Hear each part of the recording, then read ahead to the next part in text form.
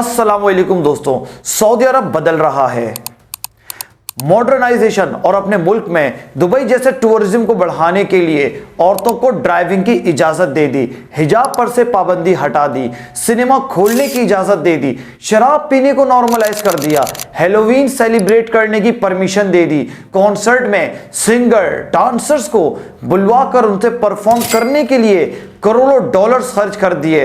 आखिर ये सऊदी में हो क्या रहा है, आज की इस वीडियो में हम इसे डिटेल में समझेंगे।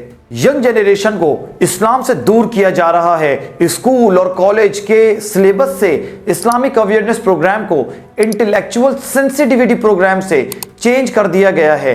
इंटेलेक्चुअल सेंसिटिविटी प्रोग्राम मतलब ऐसी स्टडीज को प्रमोट करना जिससे से ज्यादा स्टूडेंट को न्यू टेक्नोलॉजीज और वेस्टर्न कल्चर से इंट्रोड्यूस करवाना है। सऊदी उलमा ने इसके अगेंस्ट फतवा जारी किया जिसमें मेंशन किया गया कि इस्लामिक स्टडीज को सिलेबस करिकुलम से हटाकर इस्लामिक स्टडीज को डिस्करेज किया जा रहा है।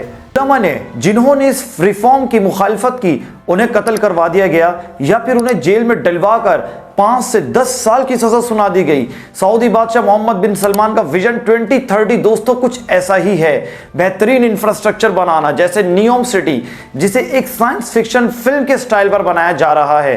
सऊदी अरेबिया एक सेक्रेड मुस्लिम कंट्री है जहां मक्का और मदीना जैसे सेक्रेड मस्जिद हैं जिनको इस्लाम में एक खास अहमियत हासिल है। जुलाई 2018 में एजुकेशन मिनिस्टर अहमद अल ईसा ने तवीयतुल इस्लामिया यानी इस्लामिक अवेयरनेस प्रोग्राम को एबॉलिश कर दिया और उसे वाई अल फिकर मतलब इंटेलेक्चुअल सेंसिटिविटी से रिप्लेस कर दिया, क्योंकि मोहम्मद बिन सलमान सऊदी को एक ऐसा स्टेट बनाना चाहते हैं जहां फ्रीडम ऑफ स्पीच से लेकर फ्रीडम ऑफ रिलीजन भी हो और जो उनके इस रिफॉर्म के अगेंस्ट आएगा उसे कड़ी सजा दी जाएगी। सऊदी प्रीचर इसाम अल अवाइद को 2017 में जर्नल एंटरटेनमेंट अथॉरिटी के प्रेसिडेंट को क्रिटिसाइज करने की वजह से 4 साल के लिए कैद कर दिया गया जहां उनकी डेथ हो गई। 2017 में उलमा मतलब इस्लामी स्कॉलर्स ने इस चेंजेस की वजह से प्रोटेस्ट किया जिनमें प्रोमिनेंट फिगर्स भी शामिल थे।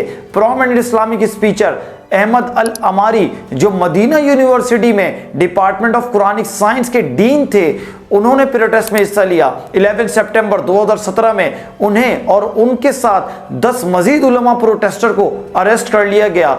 उन्हें 5 साल की सजा सुना दी गई। जनवरी 2019 में अहमद अल अमारी प्रिजन में उनकी डेथ हो जाती है। सऊदी अरब में 3 इस्लामिक आइडियोलॉजीज हैं जिनमें सुन्नी, शिया और वहाबीज हैं। इनमें मेजॉरिटी वहाबीज की है। ज्यादातर इस्लामिक रूल्स एंड लॉज वहाबीज ही बनाते हैं। वहाबीज का इन्फ्लुएंस सऊदी गवर्नमेंट में भी बहुत ज्यादा है। मोहम्मद बिन सलमान का मानना है कि ऑयल की डिमांड कुछ अरसे में कम होना शुरू हो जाएगी बिकॉज दुनिया तेजी से बदल रही है। हमें ऑयल के साथ साथ और भी चीजों पर ध्यान देना पड़ेगा। वो चाहते हैं कि हमें दुनिया के साथ चलना है और अपने आप को मॉडर्नाइज और वेस्टर्नाइज करने की जरूरत है।